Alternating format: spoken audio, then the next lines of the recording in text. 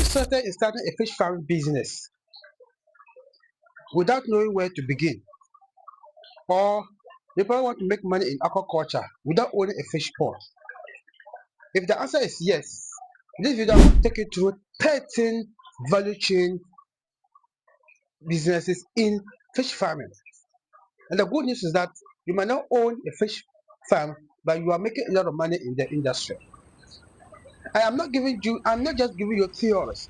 I'm telling you things that have worked for me and have worked for others. So these are proven strategies. In fact, I have been in the industry for several years now, and I have set up dozens of farms for other farmers. And I can tell you for the fact that in fact, some of these methods you even make more money than owning a farm. So my name is Abdul Sir. I'm a fish farmer, and all we do in this channel to share preferences based on our experience and research. So please, if you have subscribed to this channel, please do so and stay watching, because at the end of the day, I'm going to tell you the skills that you need to be able to be successful in this journey. In fact, more than 90% of the strategies that I'm going to tell you are things I am personally working on, and I make money through that. I make full income through these services, and trust me if I tell you that you can make money in these chains of 13. Let's begin with first has to do with fingerlings and juvenile production. In fact, every fish farmer, either beginner or experienced farmer, needs small fish to grow, or they need fingerlings to stock them, or juvenile to stock them to grow them to maturity. So there's no doubt that if you're in this service, that is, if you are hatching, providing services, you are going to get people who will buy your fingerlings and stock them. And the most required skill that's needed for this is that you should have hatchery management services or skills. Having hatchery management skills, you should be able to control your water quality and you'll be good to go. The second important thing is pond construction and setup services. In fact, this is what I do most. I set up a lot of farms for farmers because day in, day out, new farmers are coming into the industry. And even as existing farmers are also expanding their farms. And definitely they need ponds to grow or to start their farms. And the common ones are the concrete ponds and the tarpaulin ponds, more especially tarpaulin ponds. So providing the service such as setting up these farms is a big way to go, and people will always contact you to do that. And I do that a lot personally. So this is one way you can make money through fish farming without owning a farm. The third is feed formulation and production. In fact, feed is said to cover about 60 to 70% of the cost in fish production. So imagine this. If the cost of production is 70%, every fish farmer needs feed to feed their fish to grow them. And the fish feed are very expensive. So if you are able to source local materials to produce your own feed at a lesser cost with high quality, you are definitely going to get people who will buy your fish feed to feed their fish, and you are going to make a lot of money through that. What is the most important thing you need to note is that you need to acquire your machinery, that is your pelleted machine, which is very expensive, I must tell you. And after acquiring that, learning the feed parameters or the nutritional proportion of the feed is what is most important. After getting this, you are good to go and you are going to make a lot of money. The fourth thing has to do with adding value into the fish. This, you might not own a farm, but you can make a lot of money in that. I've been smoking fish and I know what I'm telling you. And added value, you can either smoke the fish, you can either grill them, you can either fillet them, or whatever method that you do, so that the lifespan of the fish will expand. And also, you can make more money because you have added value into that. This, I mentioned earlier, if you don't have a farm, you can acquire fish from other farmers and do this. And through that, you are also bridging the market gap between fish production and marketing. So when you buy from the farmers, add value and make your money, and you are good to go without owning any farm. The fifth has to do with direct fish production services. And this one, you must own a farm. And among all this, that is the aspect that I see that you should have a farm. That is, you produce your fish and sell them yourself, or you produce your fish yourself. You store them from fingerlings to maturity stage. And this is where a lot of fish farmers are relying on. A lot of beginners are relying on. And in fact, this can help you to make money year round, more especially if you have multiple ponds that gives you more production at different stage of the year. However, not only this, even if you own a farm, it will also give you the experience and the requisite skills to be able to provide the other services that I've mentioned and which I'm yet to mention. So this is also very important. And the C one has to do with fish transportation and logistics. You might not own a farm, but you can have transportation services where you transport either live fish or harvested fish or grilled fish or smoked fish or whatever fish or the fish itself or the equipment from one place to another for a charge, and that make you money. This, because I don't have such, it affected me. Let me give you this live example. In fact, there is a huge market gap in fish production in the northern part of Ghana, especially Tamale. People produce their fish, especially catfish, to maturity without getting buyers.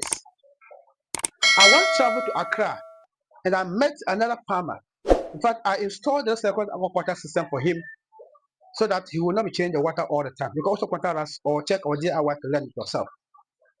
Now, he also smokes fish and he sells. And he explained to me sometimes how he runs out of fish or even not getting fish within Accra metropolis. And then I told him the market challenge we have in the north, and we can get him tons of fish, especially catfish, if he so needed. And this was the issue. He told me that he doesn't have problem buying the fish, but the issue is transportation. And he challenged me that if I am able to transport the fish from Tamale to him, he will definitely buy them. At any time he needs fish, he will contact me, then I can get the fish and transport the fish to him for smoking. And that was the challenge. I don't have the transportation means to transport them. If you don't have a vehicle, let's say a truck that can transport that, you can get either IBC tank or any bigger tank, put it in, and you can all harvest the fish inside and you transport them to wherever.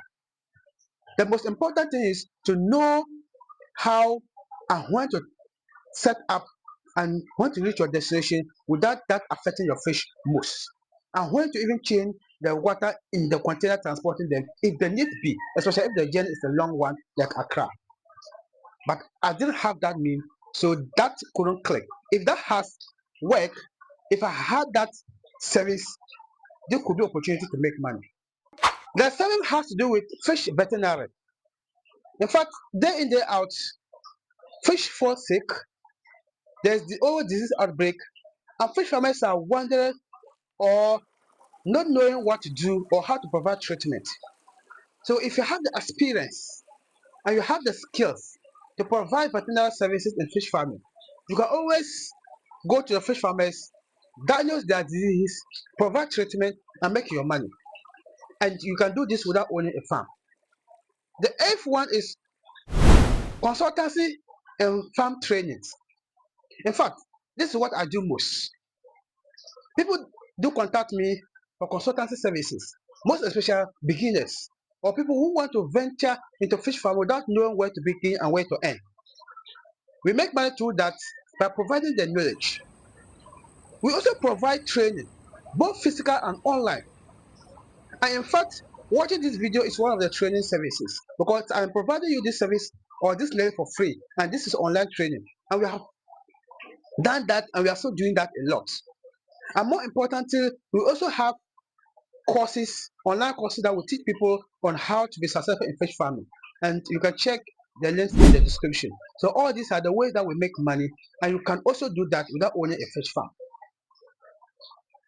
Now, the ninth thing is fish wholesale and retail.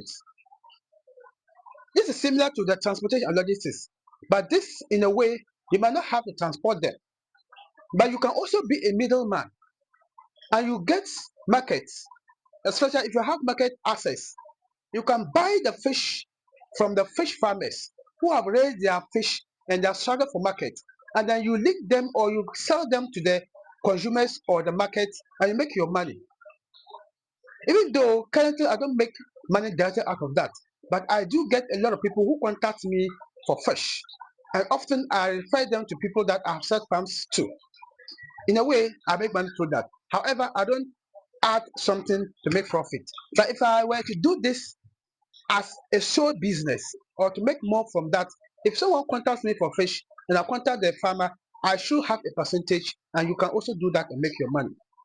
I'm telling you what is working for others and working for myself, and you can also replicate same and you make money. Especially with the youth, we have a lot of opportunities because we're energetic, and these are some of the opportunities that we can explore. The third one is poor maintenance and management services. In fact, sometimes people want you to help them stock their fish. They already have their pond. Sometimes they even have the farm they collapse and they want to revive it. I've set up several farms like that, and I make money. You either to stock the fingerlings, or you help clean, or you provide maintenance services for the farmer and you make money. And all this, personally, I make money through that. The 11th thing is fish export and international market. You can also export fish to the international market, especially fish that have added value to, like smoked fish or fillet fish, and even sometimes fresh fish. But the only takeaway or the only difficult thing is that this requires regulation and you must have certification to do that.